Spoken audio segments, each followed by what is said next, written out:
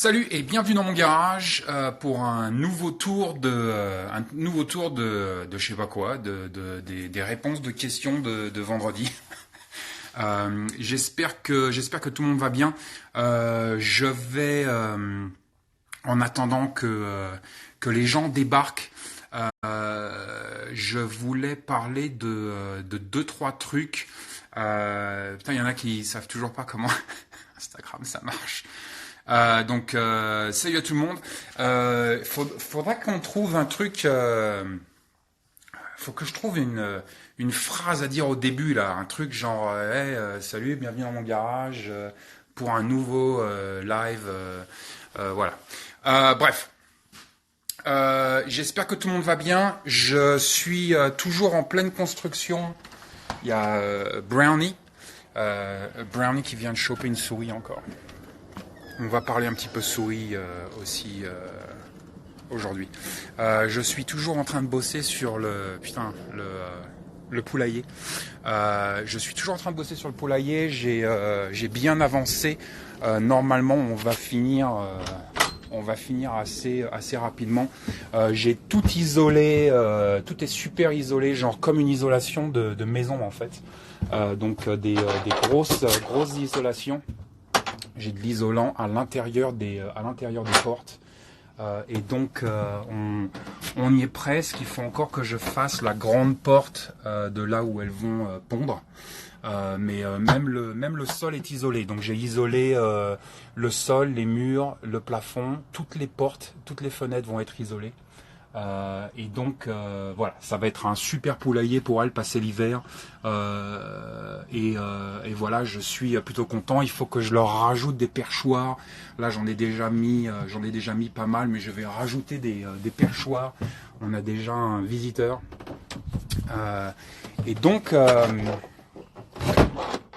voilà, j'ai été super occupé. Je sais pas pourquoi je me baisse à chaque fois. Je l'ai construit pour que je puisse rester debout.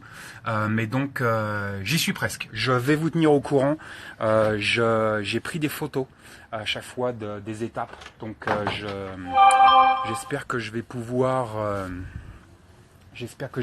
partager avec vous ces photos sur le blog. Là, ça va juste être une fenêtre pour de l'aération. Et donc là, la grande porte qui va venir pour nous pour choper les œufs. Et comme je l'ai dit, tout est doublement isolé. L'année dernière, avec l'ancien poulailler, il y a des nuits où il faisait moins 30, moins 40. J'ai pas beaucoup dormi. Je m'inquiétais des poules et tout ça. Voilà, c'est fait et ce ne sera plus à faire. Le truc de jardin, là, la cabane de jardin. Elle est finie. Donc on a eu énormément de pluie et tout le bordel. J'ai pas encore trop aménagé. Là, c'est tout le bordel pour les poules. Là, c'est tout le bordel pour les abeilles, les outils de jardin et tout ça.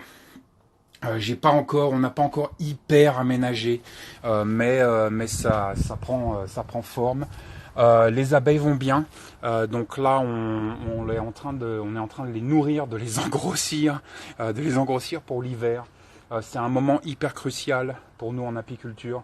L'approche de l'hiver comme ça, il faut que la reine commence à produire des abeilles d'hiver, parce qu'il faut savoir qu'on a des abeilles d'été et des abeilles d'hiver. Les abeilles d'hiver vivent tout au long de l'hiver. Les abeilles d'été, elles travaillent tellement que les abeilles d'été vivent environ 3 semaines à un mois, ça fait un petit peu dépendre. Mais donc c'est pour ça qu'on a des hausses. C'est pour les nourrir. Donc on a du miel. On leur a laissé une hausse de miel pour les 3 ruches. Et au-dessus de cette hausse de miel, pour qu'elles puissent passer l'hiver, on est en train de leur donner du pollen. Donc pour faire que la reine commence à pondre, on leur a donné du pollen et de l'eau sucrée. Donc voilà pour ça. Pas grand chose de nouveau. J'ai toujours pas foutu mes panneaux solaires sur le toit. J'ai du mal. J'ai du mal là. Qu'est-ce qu'on a fait dans le jardin? Le prunier nous fait des prunes de l'enfer de la mort. On a chopé donc pas mal de choses. Là, on vient de choper pas mal de trucs. Les courgettes sont toujours partantes. Le maïs continue. Et là, on vient de passer. Donc, là, c'était notre lit d'ail. On a dégagé l'ail et là, on est sur du navet. Et pareil ici. Donc, on a planté le navet et donc on va faire du navet. Moi, j'adore le navet. Le navet, pour moi, c'est un des top 3 des cultures survivalistes. Donc, si vous ne faites pas de navet, enfin, j'en sais rien, peut-être que vous aimez pas le navet, hein. Mais donc le navet, moi j'adore le navet.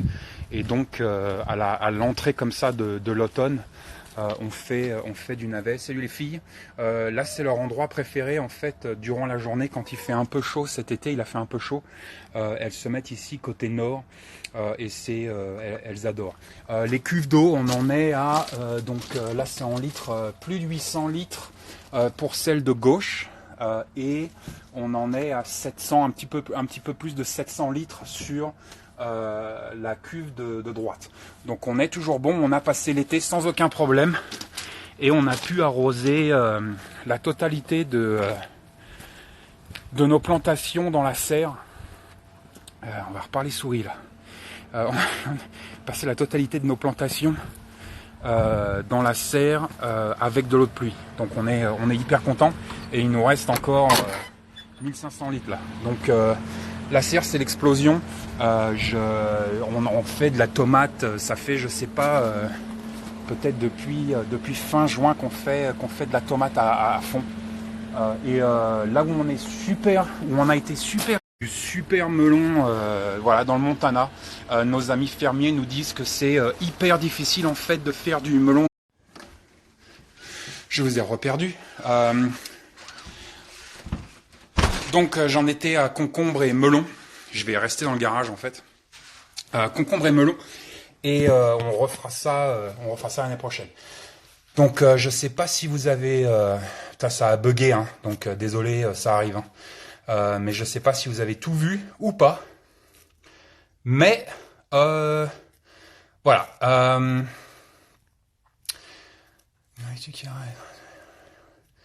Nourritu Gepot, Nourritu Kira et ton matou avec de la viande crue? Non, je ne viens pas.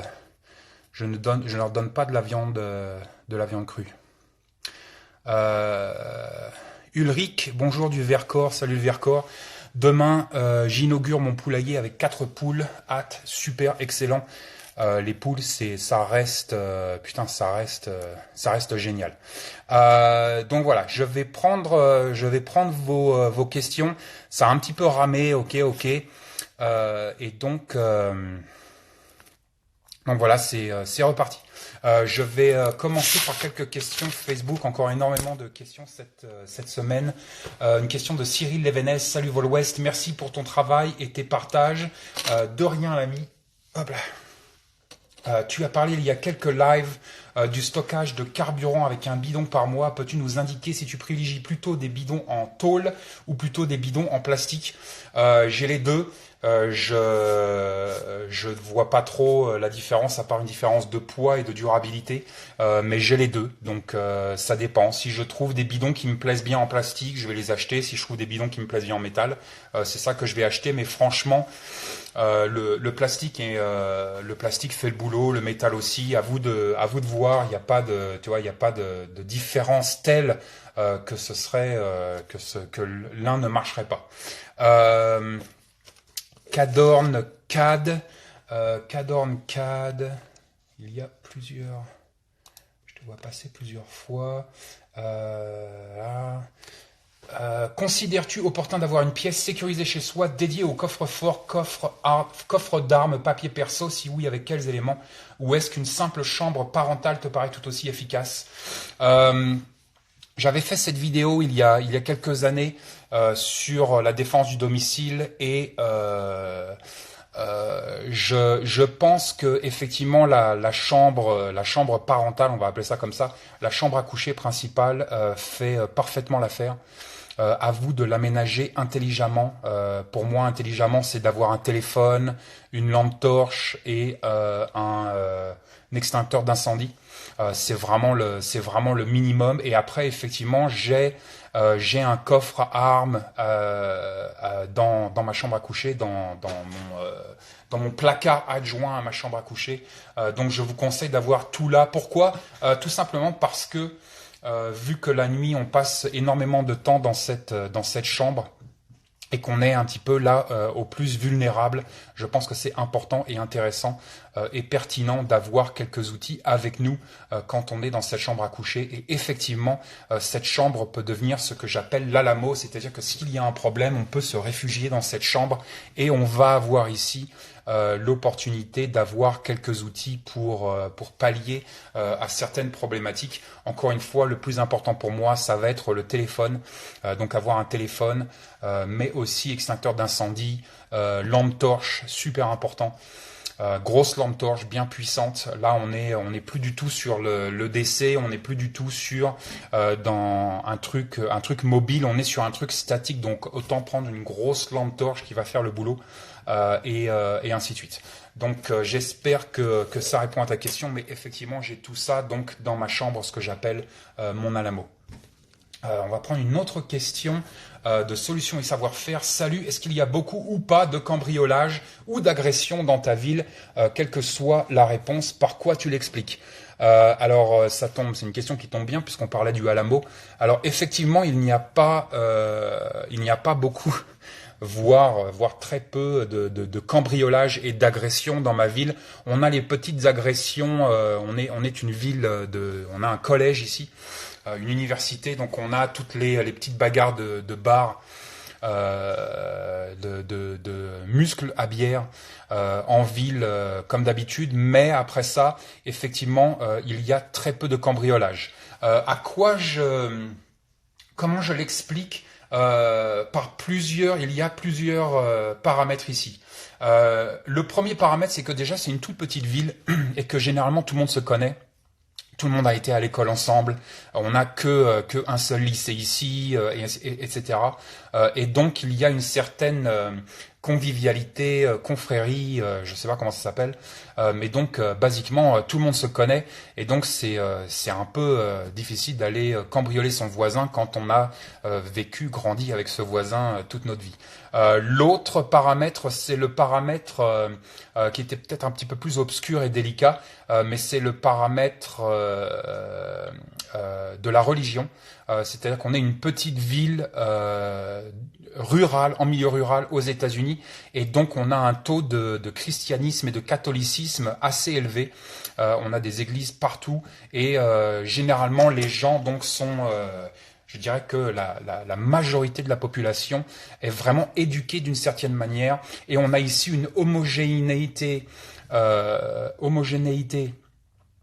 culturelle mais aussi religieuse très importante qui vient lier les gens, souder les gens. Et aussi on a une moralité qui est très présente, et donc le cambriolage n'est pas dans les mœurs. Et le troisième et le dernier paramètre, et peut-être que j'en oublie, mais le troisième et le dernier paramètre qui est aussi important, c'est qu'on est une petite ville rurale du Montana, et donc ça veut dire que tout le monde est probablement chasseur. Si les gens ne sont pas chasseurs, ils ont une arme à feu à la maison, et donc le risque qu'on prend quand on va cambrioler quelqu'un dans le Montana, c'est de se prendre un coup de 12. Donc généralement, c'est un frein. C'est un frein à toutes les problématiques comme ça de cambriolage, mais aussi d'agression. Beaucoup de gens portent une arme à feu ici, et donc le taux d'agression est minimisé. Et pareil pour le cambriolage. Donc voilà, j'espère que ça répond à ta question. C'est une question c'est une question vraiment très intéressante et assez délicate parce qu'il y a énormément de paramètres, et on pourrait faire une vidéo d'une heure entière sur chaque paramètre, expliquer le pourquoi du comment et toutes ces choses-là. Mais vraiment, voilà. Super bonne question. Je vais voir s'il y a... Salut Paris.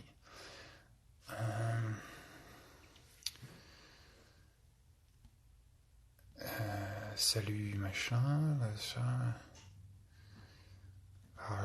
Voilà. Maxence, Lorenza. Alors attends, il y a quelqu'un.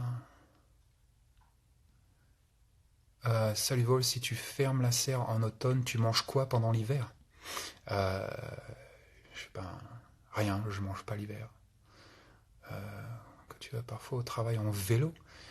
Euh, je vais pas au boulot en vélo, je peux aller au boulot en vélo. Donc voilà, et le DC, donc Georges Herbert, il me semble comprendre que tu vas parfois au travail en vélo, bon t'as mal compris. Est-il équipé avec un EDC spécifique? Non. La seule chose que je rajoute quand je suis en vélo, c'est un petit kit de réparage vélo. Tu sais, deux trois rustines, un coup de colle à rustine, et puis voilà. Mais sinon, c'est exactement pareil. Euh,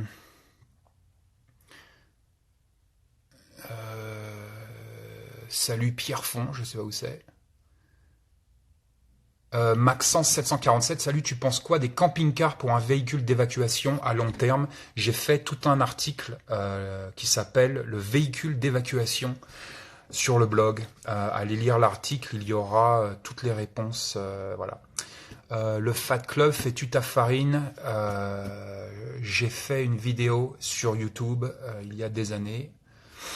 Et donc voilà, Steve Skip, viens voir mes navets, l'ami, je les ai vus, j'ai même liké ta photo de navet, très beau navet, tu les as plantés hyper tôt.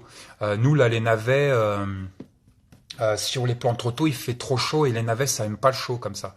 Mais donc super, ouais, super navet, l'ami. Alors, on va parler un petit peu souris, effectivement. The Real Mighty Mike. Vol, quel intérêt de relâcher les souris comme tu nous l'as montré cette semaine dans ton jardin? Donc, j'ai fait une petite vidéo sur Instagram où je relâchais des souris. Au passage, Vol, en anglais, c'est une souris. Donc, ça vous donne un indice. Bref.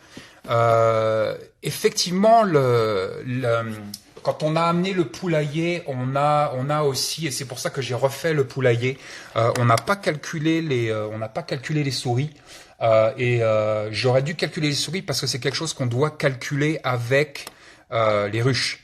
Les souris adorent en fait l'hiver rentrer dans les ruches et faire leur nid dans une ruche.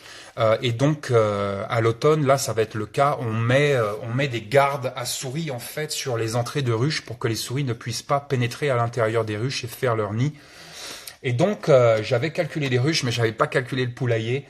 Et en fait, ben voilà, les souris se sont installées sous le poulailler.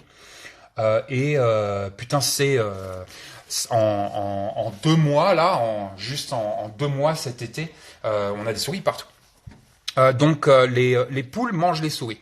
Les poules mangent les souris. J'ai pas encore chopé. Brownie vient juste de manger une souris.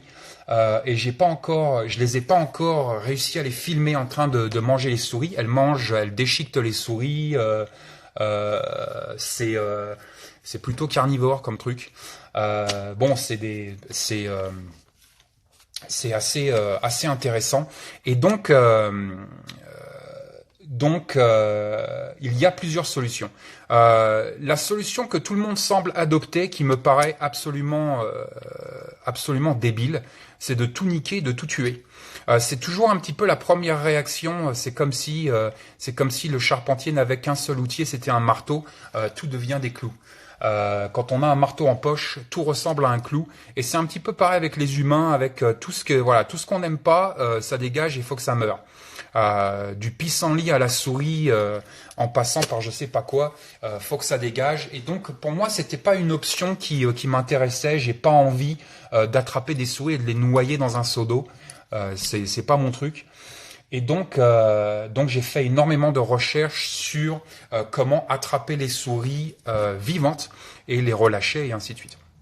Et donc on a implémenté des pièges à souris avec du peanut butter tout simplement. Et putain, on a dégagé déjà au moins une bonne trentaine de souris. Donc vous allez sur la vidéo que j'ai sur Instagram, je crois qu'on voit déjà que j'en ai capturé au moins 8 ou 9. Mais donc ça marche vraiment très bien. C'est des super petits pièges à souris. On peut en capturer une multitude et il faut juste s'assurer de les relâcher au minimum. Ils disent 2 miles. Donc on va faire 2 km, on va dire 2 km. Et donc c'est ce qu'on a fait et ça marche plutôt bien. Et donc entre nous, entre capturer, là je suis en train de capturer à peu près 8 souris, entre 5 et 10 souris par jour. Les poules en bec, je sais pas combien quoi. Les poules en bec, je sais pas combien, mais donc on a eu une mini invasion, on s'est fait un petit peu envahir. Là, c'est retour de situation. On arrive à s'occuper donc de cette problématique avec du piégeage et on les relâche. Les poules font le reste. Donc voilà. Je sais qu'il y a une autre question sur un petit peu plus tard. On verra sur Facebook où on parlait aussi des souris et du problème de souris. Mais c'est ce que moi je fais. Comme je l'ai dit, d'autres personnes vont utiliser du poison. Mais le poison, déjà, encore une fois, j'ai pas envie de tuer un animal juste parce que c'est là. Et deuxièmement, en plus, introduire du poison dans mon jardin avec mon chien, mon chat, mes poules, mes abeilles et ainsi de suite, c'est pas glop, pas très intelligent. Et puis après, putain, moi, je me suis un petit peu rencardé avec les fermiers du coin et le fermier de base. C'est tout de suite le seau d'eau et vas-y que je te drown tout ce qui bouge. Donc voilà, si vous voulez la marque et tout des pièges, tiens on peut aller les voir. Si vous voulez la marque et tout des pièges, je mettrai ça, voilà, je sais pas, je mettrai ça sur Facebook ou sur Instagram, un truc comme ça. Mais donc on installe ces pièges là. Donc là j'en ai deux parce qu'elles sautent, elles viennent en fait manger la bouffe pour les poules quoi. Ah il y en a une là, il y en a une juste sous le piège, la souris. Il y a une souris. Donc voilà, c'est des super pièges qui marchent vraiment bien. Et comme je le dis en ce moment, on est en train de capturer à peu près entre 5 et 10 souris par jour. Mais là ça va être la fin, ça fait 3 jours qu'on le fait, 3-4 jours qu'on le fait. Il y en a déjà beaucoup moins. Là on en a vu une, je sais pas si vous l'avez vu à la caméra, mais il y en a beaucoup moins. Donc voilà, j'espère que ça répond à ta question. On va prendre une question de René Gus. Je sais pas laquelle c'est. René Gut. Notre société devient de plus en plus individualiste. Il est très dur de trouver des gens de confiance et surtout que cette confiance dure dans des moments un peu difficiles et ça ne s'arrange pas. Tu en penses quoi et dans quelle situation nous allons nous trouver dans les années à venir? Dans quelle situation nous allons nous trouver dans les années à venir, je ne sais pas. Ce qu'il y a d'évident et de sûr, c'est une progression qui est empiriquement contrôlable, mais c'est que la société, on va appeler ça comme ça, je ne sais pas trop comment l'appeler, cette entité un petit peu parfois impersonnelle qui gouverne certaines choses, mais donc la société nous pousse depuis 40 à 70 ans, depuis la Deuxième Guerre mondiale, nous pousse à l'urbanisation. C'est un fait, c'est ce qui est en train de se passer. Et donc effectivement, le problème, c'est pas forcément l'individualisme. Peut-être que l'individualisme, c'est tout simplement une cause ou un symptôme. Le problème qu'on voit, c'est donc cette urbanisation massive d'êtres humains qui ne sont pas forcément équipés à évoluer en milieu urbain, équipés à cette urbanisation massive, à cette pollution du bruit, à cette pollution des sens en général, que ce soit le bruit, l'odorat, peu importe. Mais donc on a cette urbanisation massive et donc c'est à prendre en compte. C'est à prendre en compte et c'est un petit peu ce qu'il faut regarder et c'est là où on va s'enfoncer de plus en plus. Et donc avec cette urbanisation, on va avoir des critères, on va avoir des comportements, on va avoir des compulsions qui vont se durcir et qui vont se répandre. Et je pense qu'effectivement l'individualisme ou alors le fait qu'on a du mal à trouver des gens de confiance, et je ne sais pas si confiance est le bon mot, c'est assez délicat pour moi dans ma philosophie un petit peu survivaliste. C'est pas forcément des gens de confiance qu'on a du mal à trouver, c'est des gens qui évoluent encore comme si c'était 1980 quoi. Parce que on remarque quand même que plus ça va, plus il y a cette dynamique d'urbanisation et plus l'humain de base est hyper dépendant. Donc ça moi c'est de ça que je parle sur le blog constamment, c'est la dépendance de l'être humain à ce qu'on va appeler donc la société. Mais donc on a de plus en plus de dépendance et qui dit dépendance dit aussi non seulement dépendance par rapport à nos besoins les plus basiques comme l'eau, la nourriture et ainsi de suite, mais aussi des dépendances psychologiques et psychiatriques assez bizarres, comme par exemple l'acceptation et la dépendance aux lois. Et donc c'est très difficile peut-être pour moi, c'est plus difficile pour moi, et c'est ça qui est bien dans le Montana aussi, quoi. Mais en ville, par exemple à Los Angeles, c'était pas très difficile d'avoir des gens de confiance avec qui je pouvais avoir confiance, c'est-à-dire tu peux venir chez moi, t'occuper de mon chat ou je sais pas quoi. Mais c'était surtout des gens qui avaient une mentalité un petit peu différente, un petit peu plus rustique, un petit peu moins idéologique, un petit peu moins émotionnel, un petit peu moins vraiment ancré dans toutes ces lois, dans toutes ces règles qui découlent de cette urbanisation massive. Donc je ne sais pas si ça a du sens ce que je suis en train de te dire, mais effectivement, si tu as du mal à trouver des gens aujourd'hui avec qui tu vas bien t'entendre et correspondre sur un terrain un petit peu survivaliste, dis-toi que ça va aller en s'empirant, que dans 10 ans ce sera bien pire et que dans 20 ans ce sera encore pire, et ainsi de suite, pour ces raisons un petit peu de vivons ensemble dans un milieu à la con, quoi. Donc voilà, j'espère que ça répond à ta question. Vincent Closard, on va prendre une question de Vincent Closard. Tu en as posé 3, je vais en prendre qu'une seule. Je vais m'inscrire dans un stand de tir. Quel type d'arme me conseilles-tu pour débuter et me faire la main, puis en vue d'un achat? Alors c'est un concept avec lequel j'ai du mal, parce que pour moi, quel type d'arme me conseilles-tu pour débuter et me faire la main? Si t'es vraiment un débutant un petit peu sensible, on sait tous que le 22 long rifle est un calibre intéressant pour tout ce qui est débutant et arme un petit peu sensible. Bien évidemment, c'est beaucoup moins fort à l'oreille, ça a pas de recul, c'est sympathique. On se fait plaisir, c'est précis et ça coûte pas cher. Donc tous ces paramètres avec le 22 long rifle font que c'est un calibre vraiment très intéressant pour les débutants. Les scouts ici par exemple au State, ils s'entraînent tous à la 22 long rifle.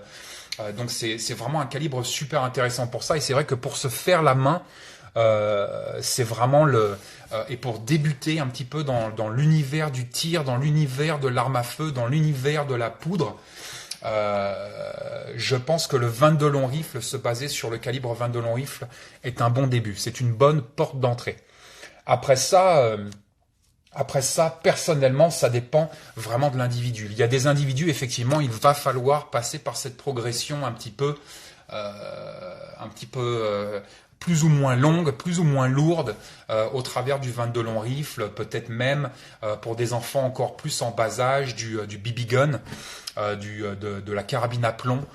C'est comme ça qu'on va commencer généralement avec les enfants en bas âge, carabine à plomb, 22 long rifle et ainsi de suite. Mais donc ça va vraiment dépendre de ta personnalité, ça va dépendre de ta maturité, ça va dépendre de ta fortitude. Il y a des hommes, il y a des gens qui ne vont pas passer par le 22 long rifle, quoi. Personnellement, je ne suis jamais passé par le 22 long rifle. À l'armée, on passe pas par le 22 long rifle, hein, on passe directement sur des calibres de guerre, des calibres d'hommes. Et donc voilà. Donc un petit peu, ça dépend. Mais je dirais que effectivement, la plateforme 22 long rifle, le calibre 22 long rifle, est une excellente porte d'entrée pour l'univers du tir. On va voir s'il n'y a pas quelques questions. Salut Nantes. Pipio, quelle place accordes-tu à l'organisation rangement dans ton action démarche? Je ne comprends pas ta question. Salut l'Alsace, salut la Normandie. BZH finisse, pourquoi tu manges pas en hiver? Parce que j'hiberne.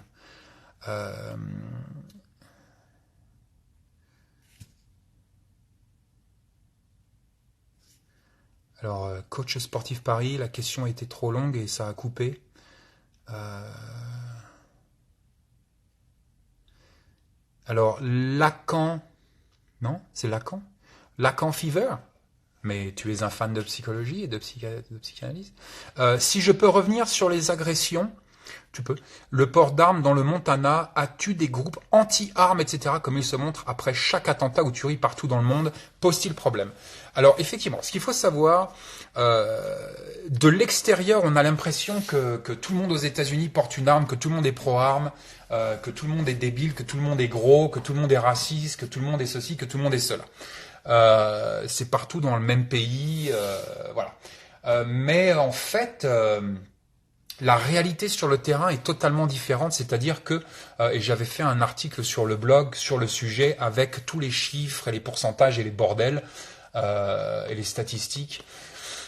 Encore qu'il faut se méfier de tous les chiffres et de toutes les statistiques, mais la réalité sur le terrain est complètement différente. Et ce qu'il faut savoir, c'est que, en fait, la majorité des Américains ne sont pas pro-armes. La majorité des Américains vivent dans cette urbanisation, dans cette dynamique d'urbanisation massive dont on vient de parler. C'est la même chose aux États-Unis, c'est que les États-Unis est un énorme pays qui se développe en deux vitesses en fait. Si je devais parler grossièrement. Les deux vitesses, c'est l'intérieur du pays et les côtes. Si on regarde les États-Unis, on voit que sur les côtes, est et ouest, on a des mégapoles, des structures civilisationnelles assez importantes et imposantes. C'est par exemple San Francisco, Los Angeles sur la côte ouest, et ça va être par exemple New York, Boston et ainsi de suite sur la côte est. Et donc on a vraiment une culture à deux vitesses ici. On a une culture ultra urbanisée et un petit peu plus bizarre sur les côtes. Et on a l'intérieur du pays.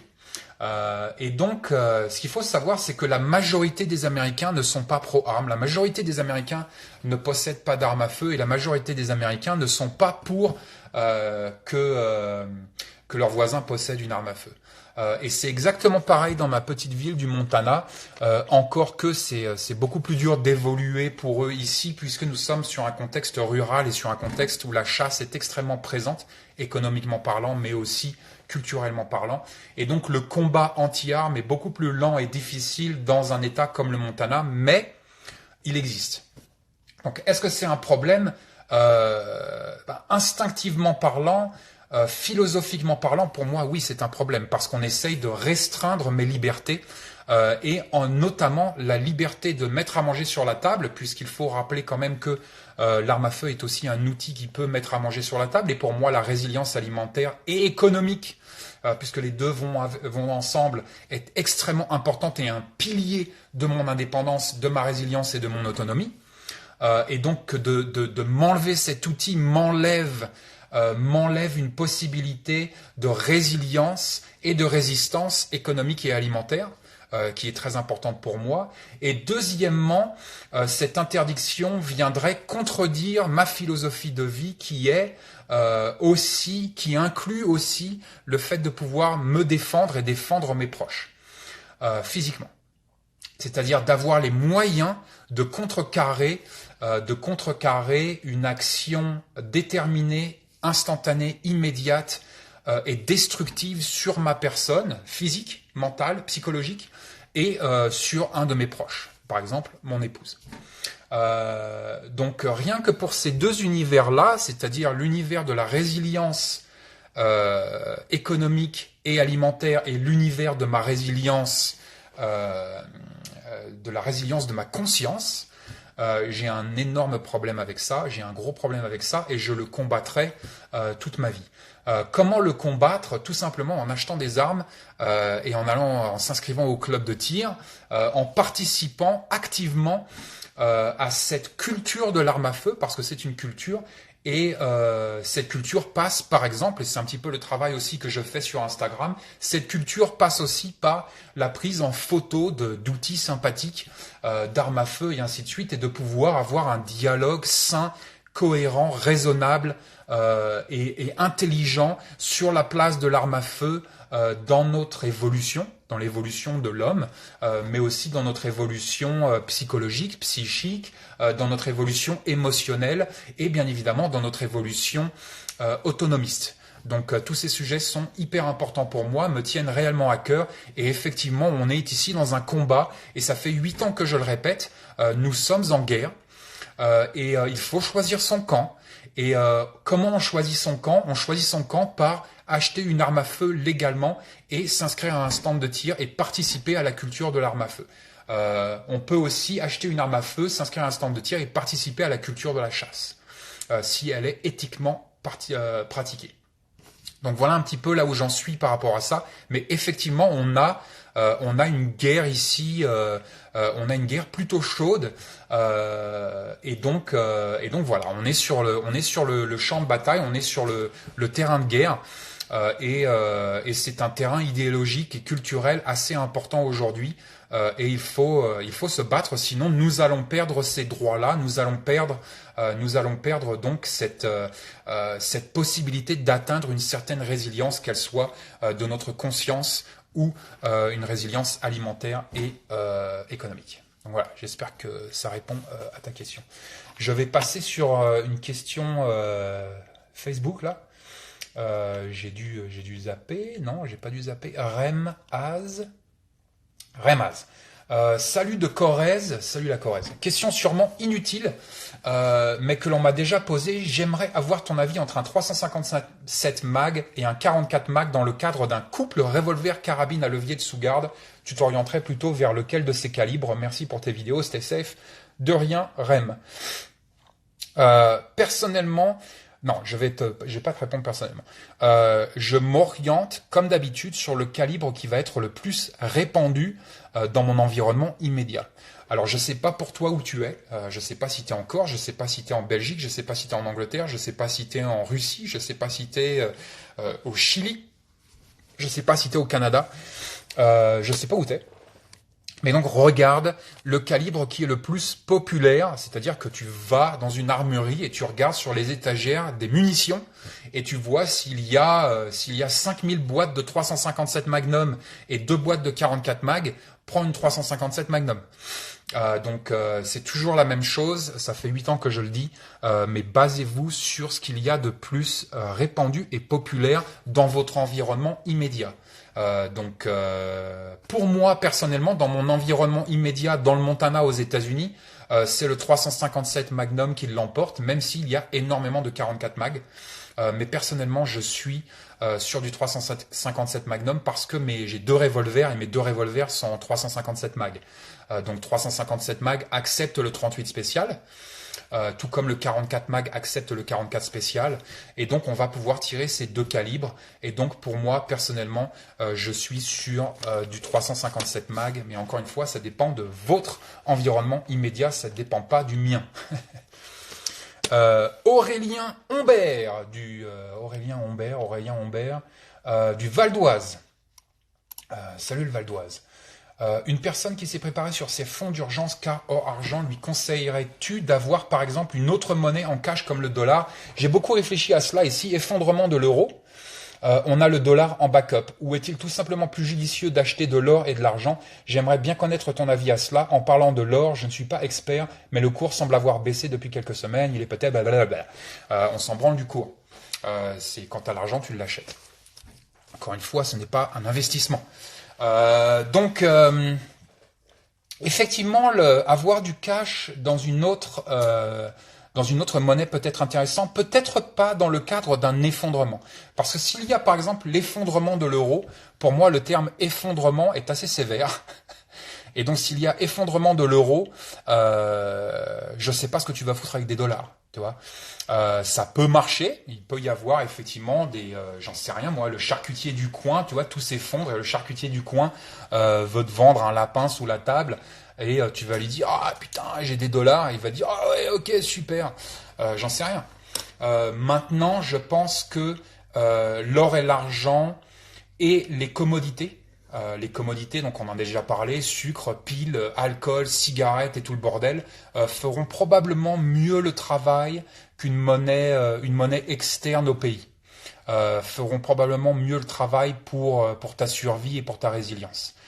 Donc à la base, effectivement, si on est dans un contexte d'effondrement, c'est-à-dire quelque chose de très sévère, je partirais plus sur de l'or et de l'argent. Maintenant, si on est dans un contexte de rupture de la normalité, par exemple, moi je suis à 3 heures de route de la frontière du Canada. Et si j'ai un problème à l'échelle, par exemple, de mon comté, j'en sais rien moi, une rupture, voilà, on a un train qui passe en ville constamment, le train déraille et puis il y avait du sulfure de je sais pas quoi dans 3 wagons, et ça a pollué la totalité de notre comté, de notre ville. On est complètement évacué, faut qu'on dégage, ou alors un feu de forêt comme on a ici énormément.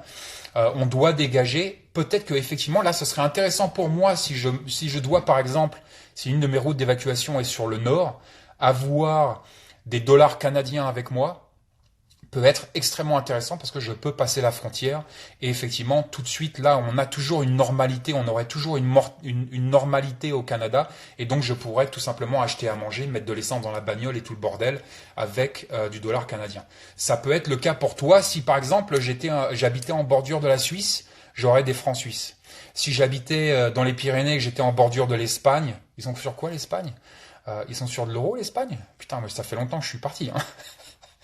Hein. Bref, si vous êtes en bordure d'un pays qui a une monnaie différente, effectivement, ça peut être une stratégie de résilience durant une rupture de la normalité plutôt intéressante.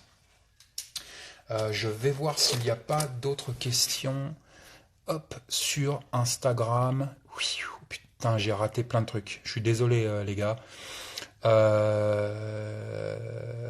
Voilà, par exemple, F. Vernal, moi à Calais, donc lui il habite à Calais, des livres sterling obligés. Donc voilà.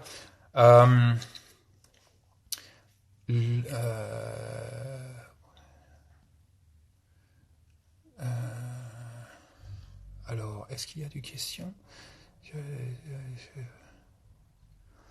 Oui. I am Seldon, tu avais parlé de questionner ta voisine sur l'effondrement du RSS, c'est toujours d'actualité? Oui.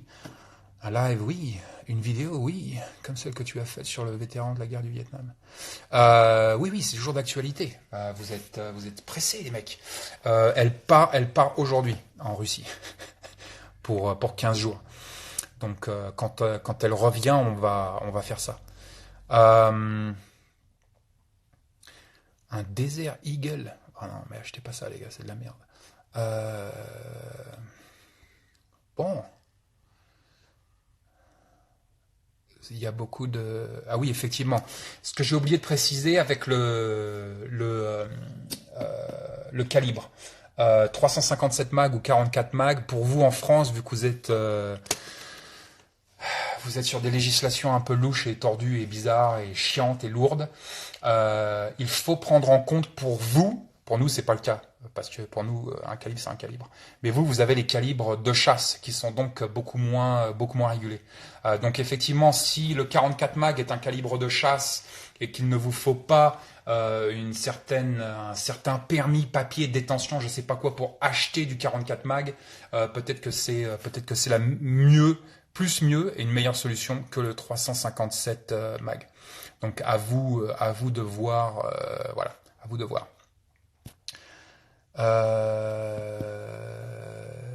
Mika Movi, combien de mètres carrés utilises-tu pour ton jardin? Merci. Alors la propriété fait 1000 mètres carrés. Donc pour mon jardin, je sais pas combien j'utilise, pas grand-chose. Hein. Je sais pas moi, je sais pas. Il faudrait que je mesure, mais en mètres carrés, moi je suis une bille. Donc voilà. Ta ta ta.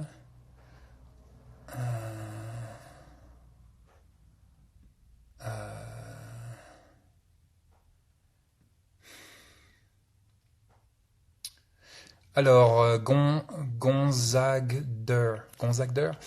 Ouais, quid de la NRA? NRA, National Rifle Association. Effectivement, la NRA est une entité assez intéressante qui est censée se battre pour nos droits par rapport au deuxième amendement de la Constitution américaine et donc par rapport à nos droits concernant l'univers de l'arme à feu et plus précisément de la défense personnelle. C'est vrai que c'est une entité intéressante, mais Moi, je suis pas entité. Moi, je suis pas entité. Et donc c'est mon côté rebelle, hein. C'est mon côté je vous emmerde. C'est mon côté anarchiste. Je ne suis pas à la NRA. Mais par contre, je donne facilement, je contribue facilement, économiquement parlant, monétairement parlant, à d'autres entités. Il y a par exemple GOA, Gun Owners of America. Il y a d'autres entités que la NRA. Mais voilà, chacun son truc. Les gens qui donnent à la NRA ne m'embêtent pas plus que ça. Encore une fois, pour moi, je pense que le meilleur moyen d'arriver à quelque chose ici, c'est vraiment le nombre. Le plus on sera à avoir une arme à feu à la maison, à être des détenteurs responsables, des citoyens, hein, de citoyens dans le vrai, dans son vrai contexte. Pour moi, c'est beaucoup plus intéressant que de filer mon argent à une bande d'avocats. Euh, bref. Euh, je pourrais en parler pendant longtemps de la NRA et tout ça, mais bon, voilà. Quoi d'autre? Ok.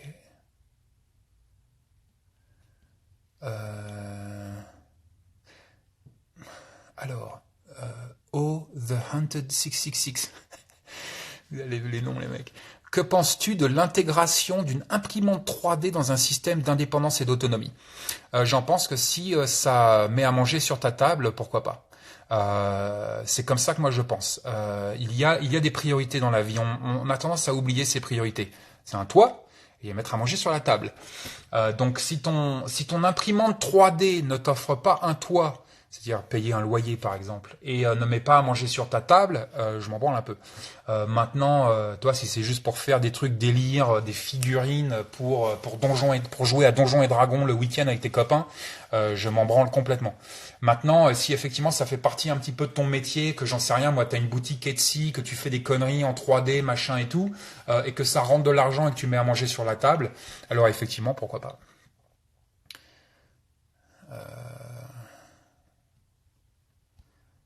Ah putain, il y a des... Bon, je crois que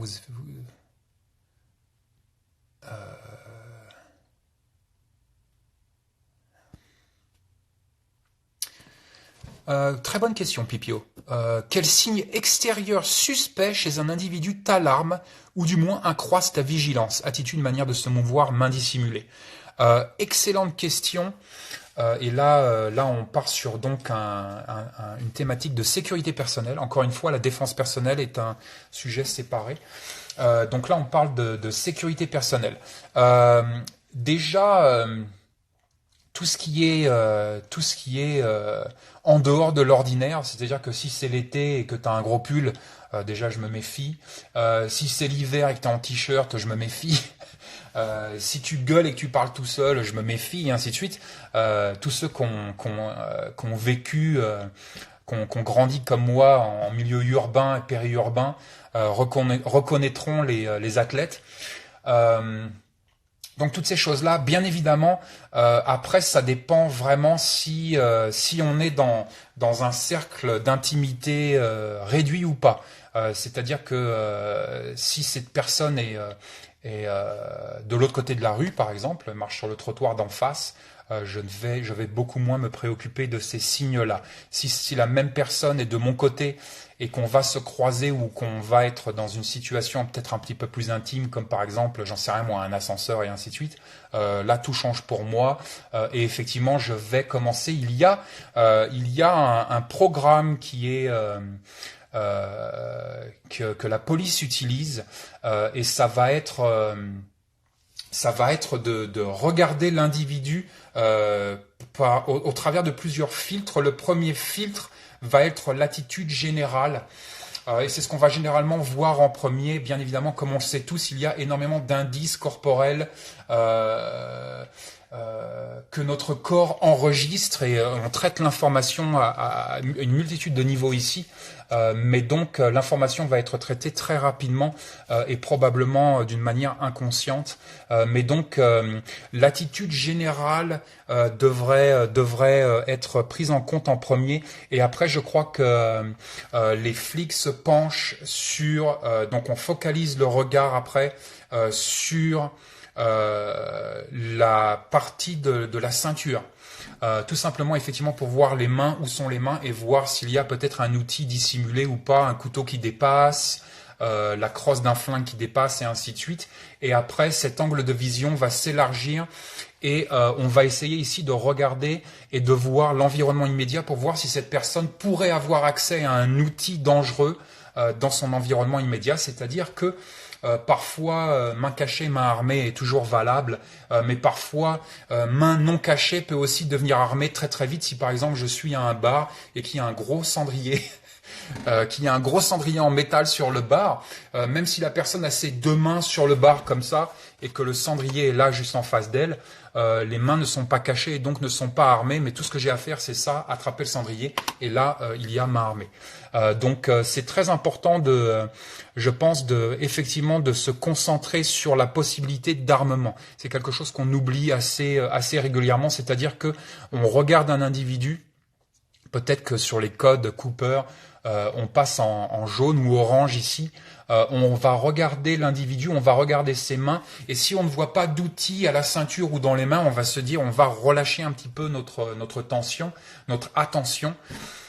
Et c'est peut-être une erreur parce que ça se trouve l'outil létal, c'est donc le cendrier sur le bar, la chaise sur le trottoir, et ainsi de suite.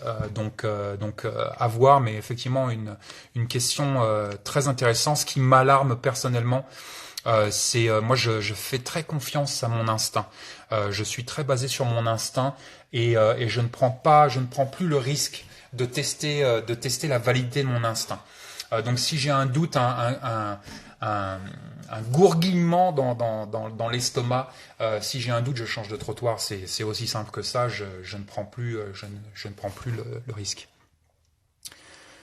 Dame CVS, hello, ton avis sur la caméra thermique FLIR? Effectivement, je viens j'ai un copain survivaliste hyper engagé qui m'a passé son FLIR. Et donc c'est vrai que c'est super intéressant, et je jouais avec hier soir dans la nuit noire, et c'est vraiment génial. Je ne sais pas si vous allez pouvoir voir à la caméra, mais donc c'est vraiment un outil hyper intéressant que je découvre, et ça fait en fait très longtemps que j'essaye de trouver un truc thermique et un truc infrarouge, Night Vision, pour vous présenter et faire un petit peu le truc. C'est génial pour regarder les poules la nuit, les abeilles bien évidemment dans les ruches, et donc j'aime beaucoup cette technologie. Je suis encore en train de l'explorer. Je suis encore en train de découvrir cette technologie, et de voir comment on peut l'adapter pour une thématique purement survivaliste, comme je les aime.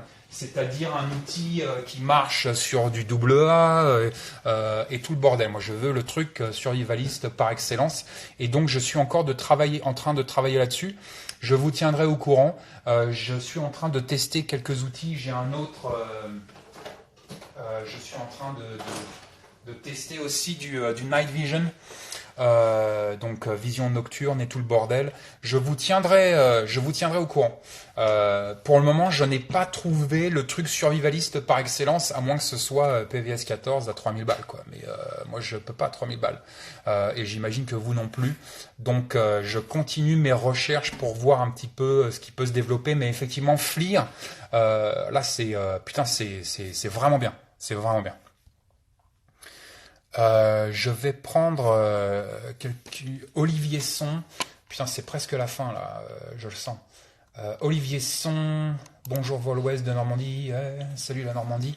Le fait d'avoir un poulailler, en l'occurrence des poules avec l'aliment, fourrage de paille ou autre, n'as-tu pas la visite de vermines rongeurs type rat, mulot, etc. Donc on a déjà répondu à cette question un petit peu plus tôt.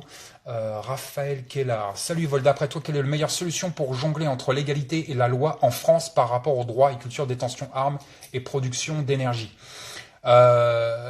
On a une devise dans le Montana qui dit que on le fait jusqu'à ce qu'on nous dise qu'on puisse pas le faire. J'aime beaucoup cette devise. C'est très Montana. J'en reparlerai probablement sur une autre vidéo, mais effectivement, vraiment une grosse question ici. On va en reparler. Alex Ike. Ma question, si vous deviez vous absenter plusieurs jours, voire semaines, comment géreriez-vous l'arrosage du jardin automatique avec gestion électrique ou tout simplement le voisin ou encore autre chose? Tout simplement le voisin. Le voisin parce que pour nous c'est pas juste une question d'arrosage, c'est aussi les poules, c'est aussi les abeilles, le chat et ainsi de suite. Le chien probablement viendrait avec nous puisque le chien va partout avec nous, mais donc c'est plus qu'un jardin, c'est plus que de l'arrosage, et donc c'est pour ça que déjà on part pas et que deux, effectivement ce serait un être humain qui s'en occuperait et donc un voisin. Je vais voir s'il n'y a pas une question rapide.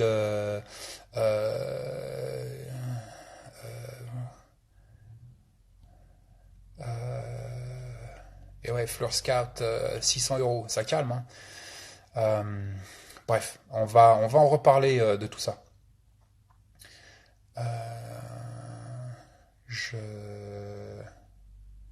Ok, on va prendre une autre question, voir. Frédéric des Hauts-de-France. Frédéric des Hauts-de-France. Salut Volves, que penses-tu des lames de couteau de forme kukri? Alors c'est sympathique, mais personnellement je suis pas hyper fan parce que sur le terrain c'est très dur à affûter. Donc moi je reste très basique, lame droite et bordel parce que ça reste très facile à affûter. Maintenant, voilà, le kukri fait le boulot. Si tu sais ce que tu fais, c'est bien le kukri. J'en ai pas, mais c'est bien. Joe Ball, salut Vol. La marque Levi's vient de soutenir la restriction des ventes de fusils d'assaut. Vas-tu continuer à acheter Levi's? Alors, ce qu'il faut savoir, c'est que effectivement, on a Levi's là qui vient de, comme quoi, on en parlait, mais qui vient d'annoncer qu'elles allaient contribuer au combat et qu'elles avaient choisi leur camp. Et donc, on est sur le champ de bataille et Levi's est de l'autre côté, dans l'équipe d'en face. Donc, on joue pas dans la même équipe. Et donc ça pose des grosses questions comme ça, un petit peu philosophiques. Est-ce qu'on continue de donner de l'argent à ces compagnies ou pas? Personnellement, Levi's, ce qu'il faut savoir, c'est que moi j'ai bossé pour Levi's. J'ai bossé pour Levi's et en fait à Los Angeles j'étais leur charpentier et donc c'était leur branche. En fait, ils ont un magasin à Los Angeles qui n'est pas ouvert au public, c'est que pour les acteurs et les actrices qui viennent choisir leur jean et tout ça pour des photoshoots et des films et tout ça. Ce qu'il faut savoir, c'est que plus on est riche à Hollywood et moins on paye pour nos trucs. Et donc, cette boutique qui n'est pas ouverte au public, c'est moi qui m'en occupais en termes de charpenterie, c'est-à-dire que je m'occupais des planches, des shelving et tout le bordel. Bref, j'ai été payé en Levi's. Donc j'ai du Levi's à vie. Je n'ai jamais acheté un Levi's. Et là, j'ai du Levi's à vie puisqu'on me payait en pantalon. On me payait en jean. Ils voulaient me payer en dollars, mais je leur ai dit non, est-ce que je peux venir avec ma femme dans votre boutique et on prend ce qu'on veut. Et donc, c'est le deal que j'ai fait avec Levi's. Et donc, c'est vrai que c'est une question assez intéressante et importante. Et c'est vrai qu'il y a, par exemple, des acteurs, on pourra en reparler dans un prochain live, des acteurs, je ne regarde plus leurs films. Il y a des boutiques où je n'achète plus rien parce qu'ils ont choisi leur équipe et qu'on n'est pas dans la même équipe. Je sais qu'il y a beaucoup de gens qui fonctionnent à la Suisse, qui sont dans l'équipe de tout le monde. Moi personnellement, c'est pas comme ça que je fonctionne. Moi, je suis très tribal, je suis très clanique. Je suis très va te faire foutre, et donc si c'est pas bon pour ma caverne et que je suis dans ma caverne, moi c'est tout de suite c'est la hache et je pars au combat. Et donc voilà, grosse question. Encore une fois, il y a énormément de compagnies que je boycotte.